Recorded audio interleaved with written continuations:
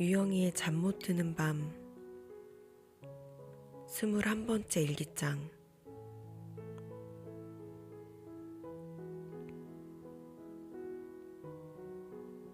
우리는 마치 나이가 들고 경험이 많아지면서 상처받지 않기 위해 발버둥을 치는 것 같다.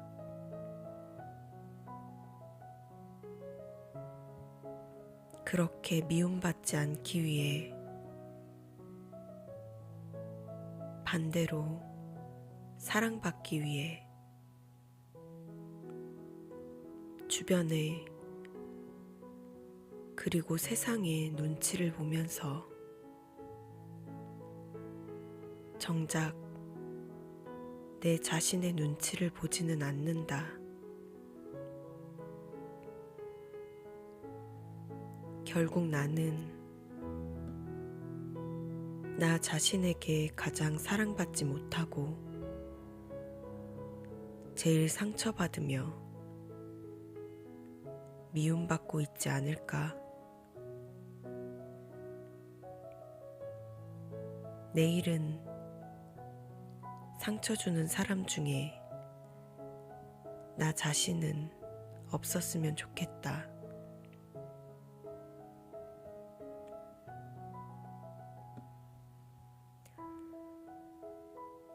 오늘 읽어드릴 책은 헨리크 시엔키에비치의 등대지기입니다.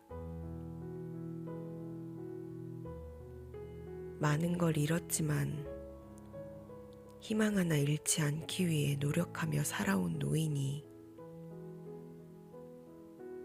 늙고 쇠하여 삶에 그 희망마저 없어질 때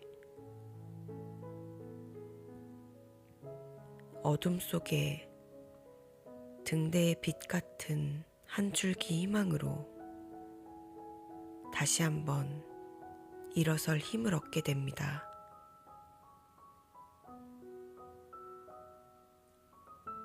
어떠한 상황에서든 빛은 존재하니 희망을 잃지 말아야겠다는 교훈을 주는 작품입니다.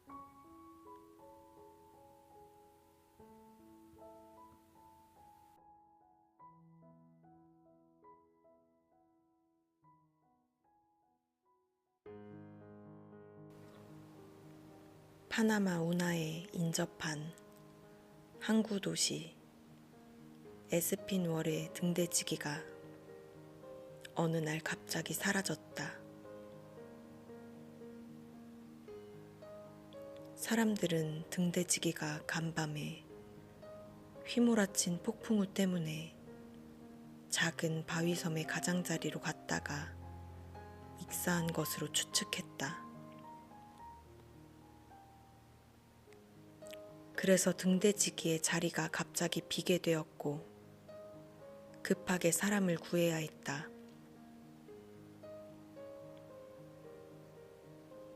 등대는 섬과 가까운 곳에 사는 사람들 뿐만 아니라 뉴욕과 파나마를 오가는 선박들에게도 중요한 길잡이 역할을 하기 때문이었다.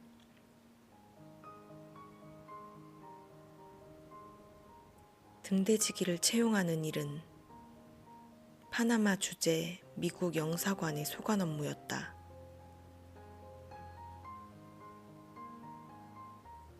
그러나 새로운 등대지기를 물색하는 것은 매우 골치 아픈 일이었다. 왜냐하면 그날 안으로 후임자를 구해야 했고 후임자는 성실하고 근면한 사람이어야 한다는 까다로운 조건이 있었기 때문이다. 게다가 등대지기란 외롭고 고된 생활을 하는 직업이므로 선뜻 그 일을 하겠다고 지원하는 사람이 없었다.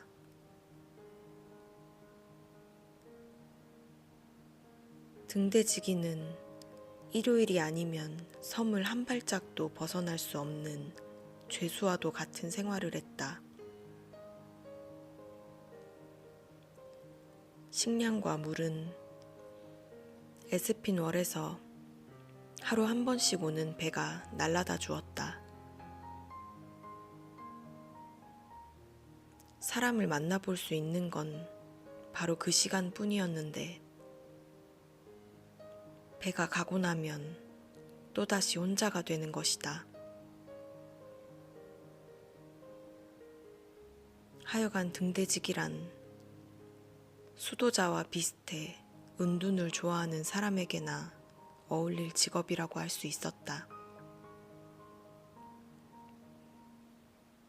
그런데 다행스럽게도 바로 그날 후보자 한 사람이 나타났다.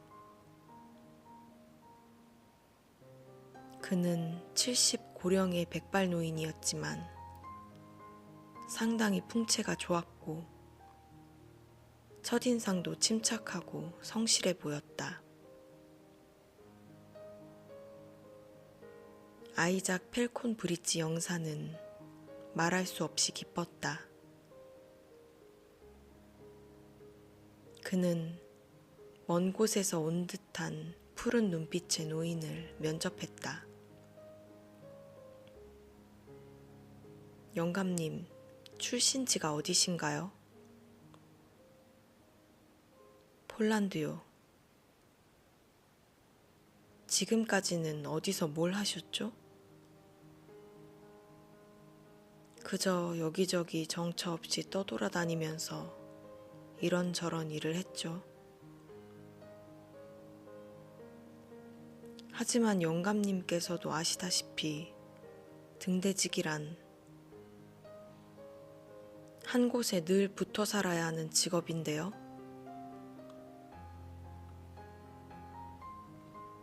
압니다. 이제 나도 그렇게 살고 싶어 찾아온 거요. 관청에 근무하신 적이 있나요? 혹시 정부에서 인정하는 증명서 감사장 같은 것이라도 있으시면. 노인은 알았다는 듯 낡아빠진 바지 호주머니에서 때 묻은 지갑 하나를 꺼냈다. 그러고는 지갑을 열어 여러 가지 빛바랜 훈장과 구겨진 표창장을 꺼내 보였다. 이게 바로 내 증명서라고 할 수 있어. 이 십자훈장은 1830년 폴란드 봉기 때 받은 것이고, 이것은 스페인의 칼리스트 전투 때 받은 겁니다. 또 이것은 프랑스 군대에 있을 때 받았고, 마지막으로 이건 헝가리에서 받았어요. 미국에서도 남군과 대항해 싸운 적이 있지만 그땐 아무 훈장도 주질 않더군요.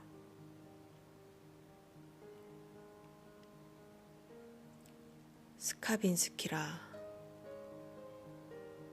여기 적힌 성함이 영감님 조남이신가요? 옛날에 아주 용감한 군인이셨나 봅니다. 영사는 만족스러운 듯 갖가지 훈장과 표창장을 살펴보며 말했다. 나에게 일을 맡겨주시오. 부족하긴 해도 최선을 다해서 성실한 등대지기가 되도록 노력해보겠소이다. 하지만 생각보다 어려운 일입니다. 원래 등대지기란 하루에도 수십 번씩 탑 꼭대기까지 오르내려야 하니까요. 다리는 튼튼하신가요? 그 점만은 안심해도 될 거요. 나는 100열이나 되는 길을 늘 걸어 다녔으니까.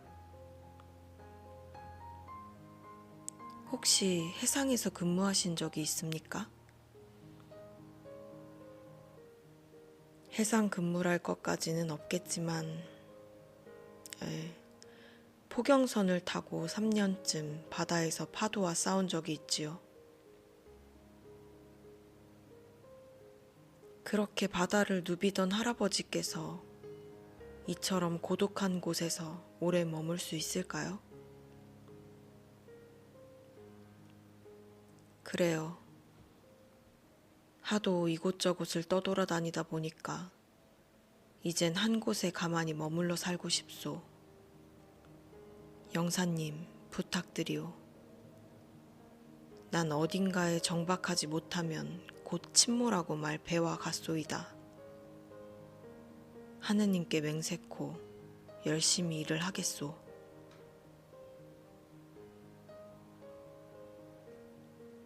노인의 눈빛이 너무 간절해 보여 소박하고 친절한 영사는 금세 감동을 받았다. 좋습니다.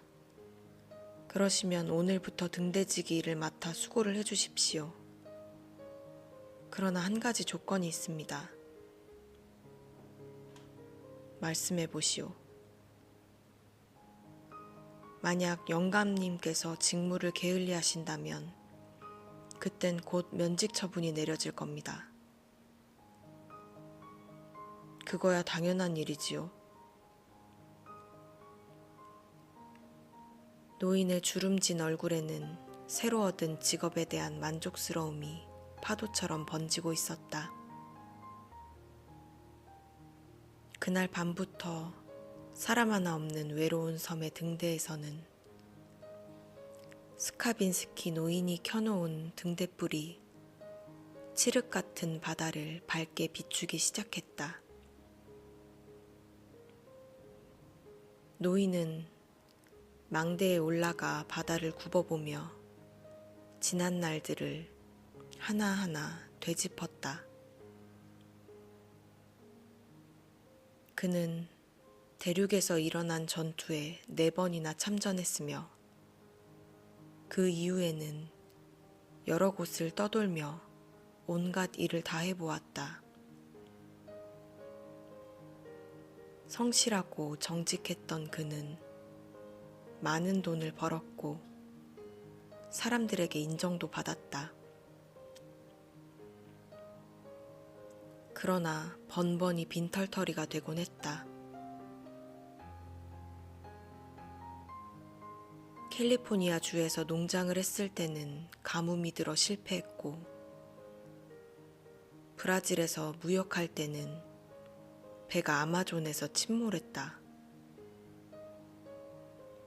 그때 그는 장비 하나 없이 야생의 열매를 따먹고 맹수들에게 쫓기며 수주일 동안 밀림을 헤매었다. 아칸소주에서는 대장간을 차렸지만 화재로 모든 것을 잃었다. 그러고 나서는 로키 산맥을 지나던 중 인디언에게 잡혔다가 사냥꾼에게 구출되는 일을 겪기도 했다. 그는 바이아주와 보르도를 오가는 배의 선원으로 일하다 포경선을 타고 먼 바다까지 나갔었다. 그러나 그가 타는 배들은 모두 난파당하고 말았다. 아바나에서 담배 공장을 할 때는 그가 열병을 앓는 사이 동업자가 사기를 치고 잠적했다. 그러고는 마침내 에스피널에 이르렀다.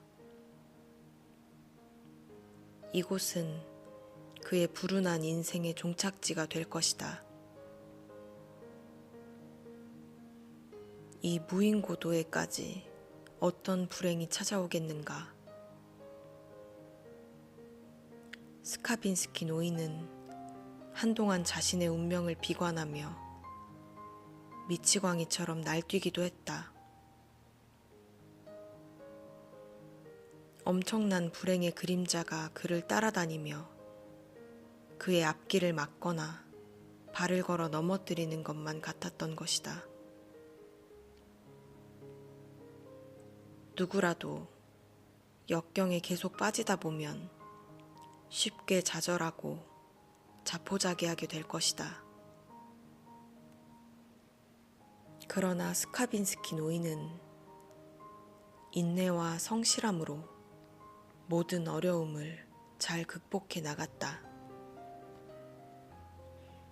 그는 오늘날까지 단 한 번도 자기 운명에 대해 실망하거나 좌절해 본 적이 없었다. 실패를 거듭하더라도 그는 언제나 자신감만은 잃지 않았다. 이렇게 살아가노라면 언젠가는 행복한 날도 있으리라는 희망을 가지고 지내왔다. 기나긴 겨울이 지나면 봄이 오겠지 하고, 봄이 되면 여름엔 좋은 일이 있겠지 하며 그날그날을 살아왔던 것이다. 어떻게 보면 이 노인이야말로 평생 내일을 기다리며 살아온 사람이었다. 그러는 동안 세월은 흐르고 또 흘렀다. 세월이 흐를수록 노인의 까만 머리는 차츰 백발이 되어갔다. 그리하여 청년 스카빈스키는 노인 스카빈스키로 변해버린 것이다. 그렇게 건강하던 그도 이제는 기력이 쇠해지고 눈마저 어두워졌다. 마음도 따라서 약해져 옛날에는 희망 가득했던 꿈들이 이제는 하나 둘 실망의 한숨으로 변해버리고 말았다.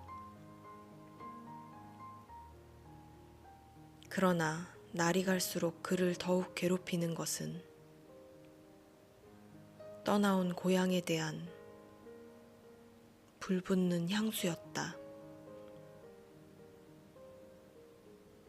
노인은 날아다니는 새를 보거나 멀리 산을 보거나 슬픈 음악을 듣거나 할 때 오직 가슴속에 사무치는 것은 고향 생각뿐이요. 몸과 마음을 편히 쉬고 싶다는 생각뿐이었다. 그것 말고는 아무런 욕망도 없었다. 노인의 가장 큰 소망은 한 곳에 조용히 정착하여 말없이 살아가면서 죽을 날만을 기다리는 것이었다. 바로 이것이 그가 남들이 다 싫어하는 등대지기에 만족하며 행복한 나날을 보낼 수 있는 이유였다.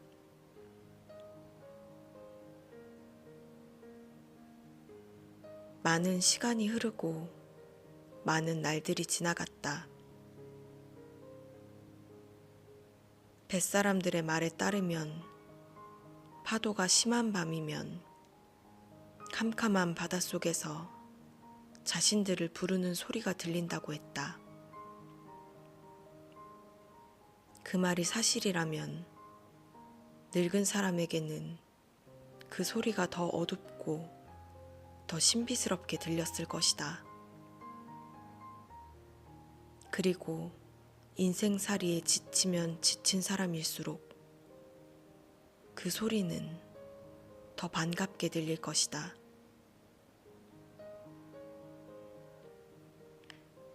벼랑에 우뚝 선 등대는 스카빈스키 노인에겐 무덤이나 다를 바 없었다. 사실 이 세상에서 등대지기란 직업만큼 고독하고 외로운 직업도 없다. 날마다 막막하게 넓고 푸른 바다만 바라보며 살아야 하기 때문이다. 어제와 오늘이 언제나 똑같이 반복되는 고독한 생활 속에서 단 한 가지 변하는 것이 있다면 날씨뿐이었다. 그러나 스카빈스키 노인은 이렇게 단순하고 외로운 생활 속에서 전에는 느껴볼 수 없었던 벅찬 행복감을 맛보고 있었다. 스카빈스키 노인의 일과는 대략 이러했다. 새벽이면 일어나 아침 식사를 하고 망대에 앉아 먼 바다를 바라보는 것이다. 그는 눈앞에 전개되는 대자연의 경치 앞에 아무런 불평도 하지 않았고 실증도 내지 않았다. 이를테면 파도를 가르며 지나가는 큰 배나 작은 배를 바라보는 것만으로도 남들이 느낄 수 없는 행복감을 느꼈다. 배들은 드넓은 하늘을 배경으로 햇빛을 받아 밝게 빛났고 멀리 보이는 마을과 항구는 작은 새의 둥지들처럼 예쁘고 평화로워 보였다. 오후에는 낮잠을 잤다. 그때쯤이면 갈매기도 바위 틈으로 숨고 바다도 소리를 죽이고 편하게 들어 누웠다.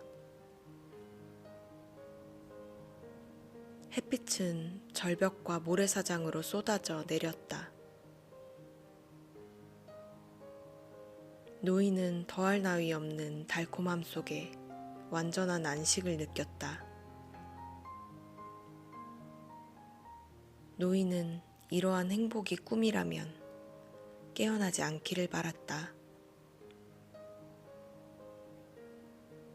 그는 새로운 운명에 쉽게 적응했고 점차 믿음과 자신감을 갖게 되었다. 사람도 가엾은 사람을 보면 돌보아 주는데 하물며 하느님이 왜 당신의 창조물인 인간을 도와주시지 않겠는가? 시간이 지날수록 노인의 믿음은 더 확실해졌다. 노인은 등대와 절벽과 모래사장과 고독에 익숙해져 갔다. 그는 등대 생활이 좋아졌고 바위섬도 사랑하게 되었다. 저녁 무렵이면 섬으로 모여드는 갈매기와도 친해졌다. 노인은 먹다 남은 밥찌꺼기를 을의 새들에게 던져주었다. 갈매기와 다른 새들도 노인을 겁내지 않았다. 노인이 먹이통을 들고 나오면 갈매기들은 노인 곁으로 까맣게 모여들었다. 비록 말동무는 없어도 그는 자연과 더불어 그 속에서 모든 말을 할 수 있는 즐거움을 발견할 수 있었다. 스카빈스키 노인이 섬에서 육지로 나올 수 있는 것은 일요일에 2-3시간 뿐이었다. 그때가 오면 그는 은 단추가 멋진 등대지기 유니폼을 갈아입고 가슴에 십자훈장을 달았다. 모처럼의 육지 외출로 그가 교회당에 들어가면 사람들은 모두 이렇게 말했다. 이번에 새로 온 등대지기는 정말 훌륭한 노인이야. 그럴 때마다 노인은 몸을 으쓱하며 백발이 성성한 머리를 꼿꼿이 들고 걸었다. 그러나 노인은 예배가 끝나면 신문 몇 장을 사가지고서 섬으로 곧장 돌아왔다. 그는 육지가 싫어졌던 것이다.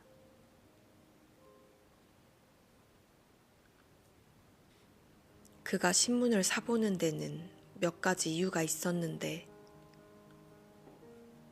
그의 고향인 유럽 소식을 알아보려는 것이 가장 큰 이유였다. 비록 고향 땅과는 수만리 떨어져 있지만 늙고 외로운 마음 속에서도 고향 생각만은 항상 떠나지 않았다.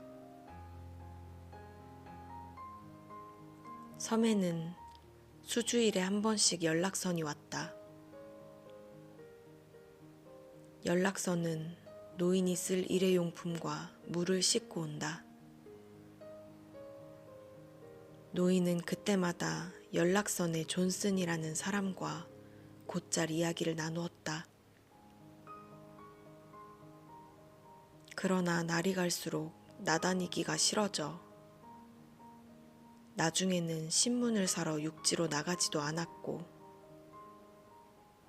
연락선이 오더라도 아예 등대에서 내려오지를 않았다.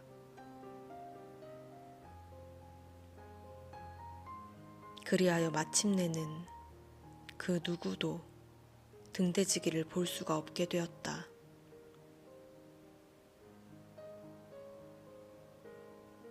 노인이 죽지 않고 살아있다는 증거는 섬까지 날라다 준 음식이 없어진다는 것과 등대불이 밤마다 환하게 비치고 있다는 것 뿐이었다.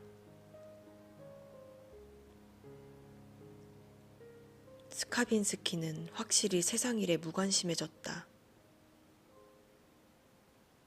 그러나 그것은 그의 향수 때문만은 아니었다. 이제 그는 고향 생각마저 단념해버렸다.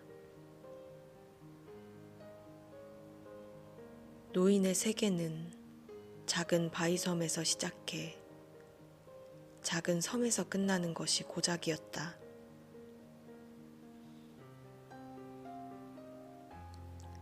그는 죽을 때까지 그 섬을 떠나지 않을 생각으로 모든 것을 체념하고 살았다. 그는 등대 망루에 앉아 그저 아무 생각 없이 부드러운 눈빛으로 푸른 바다를 바라보고 있을 뿐이었다. 그야말로 외로운 환경 속에서 노인은 날이 갈수록 인간에 대한 관심이나 흥미를 잃어가고 있었다. 어쩌면 그는 인간으로서 존재하는 것이 아니라 자기를 에워싼 자연과 점점 깊이 동화되어 가고 있었는지도 모른다. 마침내 그에게는 하늘도, 물도, 바위도, 등대도, 누런 모래톱도, 바람을 아는 돛대도, 갈매기도, 파도도 모두 자기와 하나로 합쳐진 신비의 공동 영혼을 이루고 있는 것 같았다. 그리고 자신은 그 신비스러운 영혼 속에서 그 영혼과 더불어 살고 그 영혼과 더불어 자고 그 영혼과 더불어 움직이는 것 같았다. 이처럼 스카빈스키는 반쯤 잠을 자는 의식 상태에서 평화로움을 느끼고 있었던 것이다. 그러나 이러한 상태는 곧 깨어지고 말았다. 어느 날 식량을 실은 연락선이 바위섬을 다녀간 뒤 한두 시간쯤 지나 스카빈스키 노인은 물건을 가지러 바닷가로 내려갔다. 그날 운반된 물건들 속에는 색다른 꾸러미 하나가 들어있었다. 소포였다. 소포에는 미국 소인이 찍혀 있었으며 겉봉에는 스카빈스키 씨 귀하라는 글자가 쓰여 있었다. 노인은 호기심에 가득 차 소포 꾸러미를 풀었다. 그 안에서는 책 한 권이 나왔다. 그는 앞뒤로 책을 살펴보다가 첫 장을 펼쳤다. 갑자기 그의 손이 떨리기 시작했다. 그는 마치 꿈을 꾸고 있는 것 같았다. 왜냐하면 그 책은 바로 노인의 조국인 폴란드 책이었던 것이다. 이런 고마울 때가 헌데 누가 이 책을 보내주었을까? 노인은 한참 동안 발신인의 정체에 대해 생각해 보았다. 마침내 생각이 났다. 노인은 등대지기로 취직한 지 얼마 안 돼 신문에서 미국 뉴욕의 폴란드 협회가 조직된다는 보도를 본 적이 있었다. 그는 부랴부랴 그가 탄 월급의 절반을 그 협회의 우편으로 기부했다. 그 책들은 바로 그 협회에서 노인에게 고맙다는 감사장과 함께 보내준 것이었다. 분명히 책은 까닭이 있어 붙여온 것이었지만 노인이 그것을 생각해내는 데는 오랜 시간이 걸렸다. 어쨌거나 무인고도에서 조국의 책을 받아본 것은 얼마나 기적 같은 일인가. 노인은 눈을 지그시 감고 가만히 앉아 있었다. 그러자 아득히 먼 곳에서 노인의 이름을 부르는 소리가 물결에 실려왔다. 노인은 눈을 뜨면 그 소리가 산산이 부서질 것 같아 눈을 감은 채 앉아있기만 했다. 소포는 노인 앞에서 반나절 동안 햇볕만 쬐이고 있었다. 노인은 다시 책을 집어들었다. 그의 심장은 몹시 뛰었다. 그 책은 시집이었고 저자는 조국 폴란드의 유명한 시인이었다. 노인은 전에도 그의 시를 읽은 적이 여러 번 있었다. 그 후 그는 스페인 전쟁에 참전했고 그러고는 미국에 건너가 이고생 저고생을 하느라 폴란드에 있는 한 사람도 만나지 못했으며 더더구나 폴란드 책은 구경도 하지 못했다. 노인은 벅찬 감회와 함께 흥분을 가누지 못한 채 시집을 펼쳐 읽었다. 그러자 그 고요한 섬에서 마치 무슨 엄숙한 일이 생기기라도 할 것 같은 느낌이 들었다. 때는 마침 평화의 정막 속에 하루해가 저물어가는 석양 무렵이었다. 에스피널 등대에 커다란 시계가 오후 5시를 쳤다. 하늘은 구름 한 점 없이 맑았고 두서너 마리의 갈매기가 푸른 바다 위를 날고 있었다. 섬 기슭에 부딪히던 파도도 잠시 숨을 돌리는 듯 모든 만물이 쥐 죽은 듯 고요한 순간이 왔다. 노인은 그 시를 잘 이해하려는 듯 천천히 소리 높여 읽기 시작했다.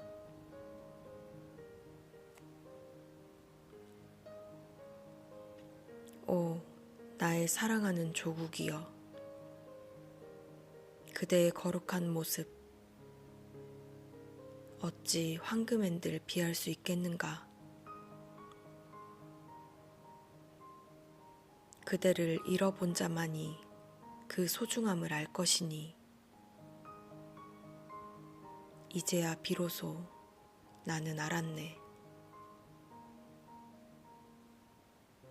내 마음속에 아름다운 그대 모습을. 이제 붓을 들어 찬미의 노래를 쓰노니 그대를 그리워하는 마음 때문이라네.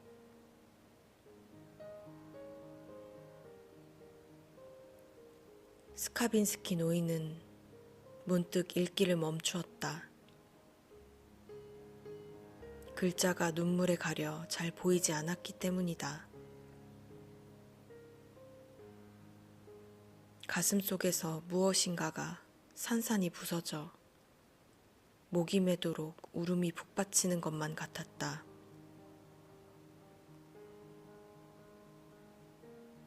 노인은 한참 동안 눈시울을 닦다가 다시 읽어내려가기 시작했다. 아, 거룩한 여신. 당신은 나의 거룩한 동포와 아름다운 내 조국 강산을 지켜주소서. 나 그대에게 마음 다하여 바라노니 그 옛날 자비로운 어머니 품속에서 행복에 넘치는 눈짓으로 바라보던 어릴 적 그 옛날 시절로 나를 이끌어 데려가 주소서. 이제 그대의 기적으로 나를 그 영원한 고향 조국의 품으로 돌아갈 수 있도록 도와주소서.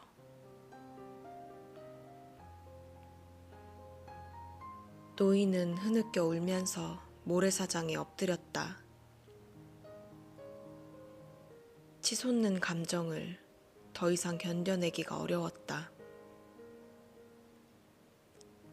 사랑하는 조국을 떠난 지 40년. 사랑하는 조국의 말을 들어본 지 그 얼마였던가. 그런데 이토록 가슴에 사무치는 모국어가 제발로 이곳까지 찾아오지 않았는가. 바로 그 모국어가 바다를 건너 무인고도의 외로운 노인을 찾아온 것이다. 정말 언제 대해도 반갑고 다정한 모국어였다. 노인은 마치 그 모국어가 조국에 대한 무한한 사랑을 일깨워주는 것 같아 엉엉 흐느껴 울면서 오랫동안 잊고 있었던 자신의 모국어에 용서를 빌었다. 시간은 흘러갔다. 노인은 모래사장에 엎드린 채 움직일 줄을 몰랐다. 바다 위를 날던 갈매기들도 이상하다는 듯 노인 곁으로 날아와 그 주위를 에워쌌다. 마침 때는 갈매기들에게 먹이를 줄 시간이었다. 한참 뒤 고개를 든 노인의 얼굴은 설명할 수 없는 영감으로 빛나고 있었다. 그는 오랫동안 머뭇거리더니 육지에서 온 음식들을 모조리 갈매기들에게 뿌려주었다. 갈매기들은 끼룩끼룩하며 노인 옆으로 모여들었다. 노인은 다시 시집을 손에 들었다. 그러고는 수평선 너머로 지는 해를 바라보며 다시 시를 읽기 시작했다. 사랑하는 그대여, 이제는 나를 데려가 주오. 저 우거진 숲풀 언덕으로 푸르디 푸른 그때의 초원으로 고향을 그리워하는 나의 영혼을.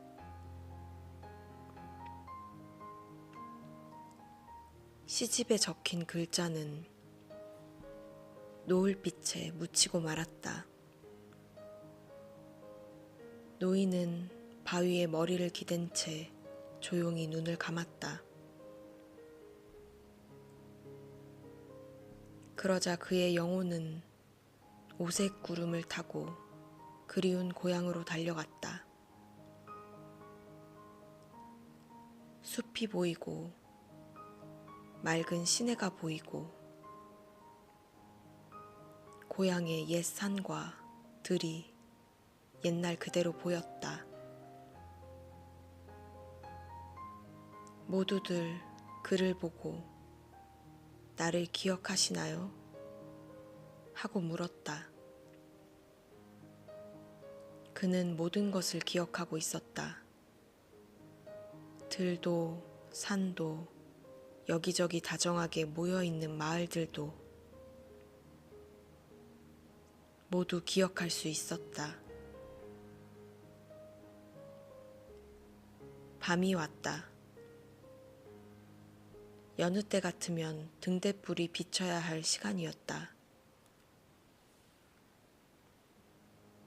그러나 스카빈스키 노인은 지금 고향에 가 있는 중이었다. 그는 두 눈을 감은 채 고향을 꿈꾸고 있었다. 그의 머릿속에는 여러 가지 고향 생각이 어지럽게 떠올랐다. 그러나 어머니와 아버지의 모습만은 보이지 않았다. 그는 일찍 부모님을 여의었기 때문이다. 그러나 마을의 풍경만은 마치 어제 가본 듯이 선명하게 아른거렸다. 창마다 불빛이 환히 밝아오는 집들, 나지막한 산, 물방앗간, 밤새 들리던 개구리 울음소리. 그는 언젠가 자신이 병사였을 때 고향에서 보초를 서던 일을 회상했다. 그때 고향 마을의 산 밑에 있던 주막이 보였다.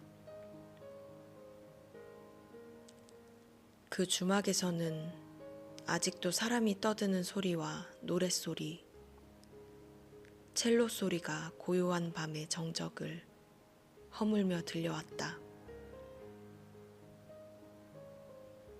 밤이 깊어갔다. 모든 집들의 창문에 불이 꺼지고 마을은 온통 밤안개로 뒤덮였다. 그 후 얼마나 지났을까?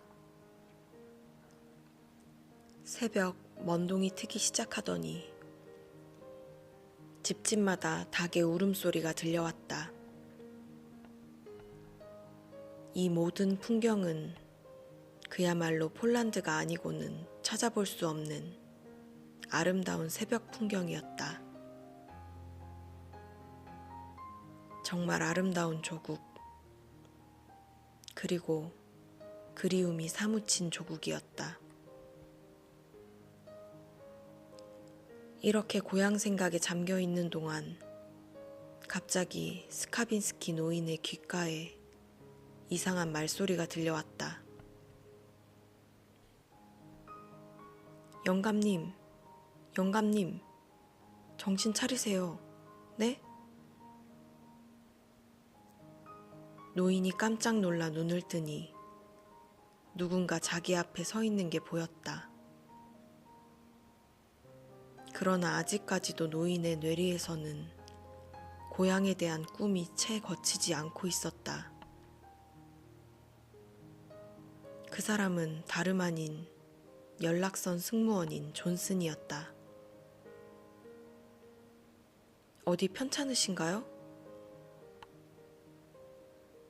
존슨은 몹시 걱정하는 투로 물었다. 아닐세. 아니야. 헌데 왜 아직까지 등대불을 켜지 않으셨어요? 지금 등대불 때문에 야단이 났어요. 아니, 야단이 나다니? 아, 글쎄, 지나가던 배가 지금 모래 언덕에 얹혔어요. 큰 사고가 아니어서 다행이지만 보나마나 영감님은 오늘로 파면당할 거예요. 어서 영사관으로 가보세요. 노인은 파면이란 말에 갑자기 얼굴이 창백해졌다. 등대에 불을 켜지 않은 것을 그때야 비로소 생각해낸 것이다. 사흘 뒤 스카빈스키 노인은 뉴욕행 여객선에 몸을 싣고 있었다. 노인은 가엾게도 일자리를 잃고 만 것이다. 그에게는 다시 방랑의 길이 펼쳐졌다. 모진 바람은 육지와 바다 사이에서 또 한 번 노인을 뒤흔들어 놓을 것이다. 노인은 며칠 사이에 더 늙고 수척해졌다. 그러나 그의 눈만큼은 여전히 반짝이고 있었다. 새로 시작하는 방랑의 길에서도 노인은 모국어로 된 시집을 꼭 껴안고 있었다. 마치 큰 보물덩어리라도 되는 듯. 그는 때때로 손으로 만져보며 그것의 존재를 확인했다. 행여 잃어버릴까봐 두려운 듯이. 다시는 그것을 잃어버리지 않겠다는 듯이.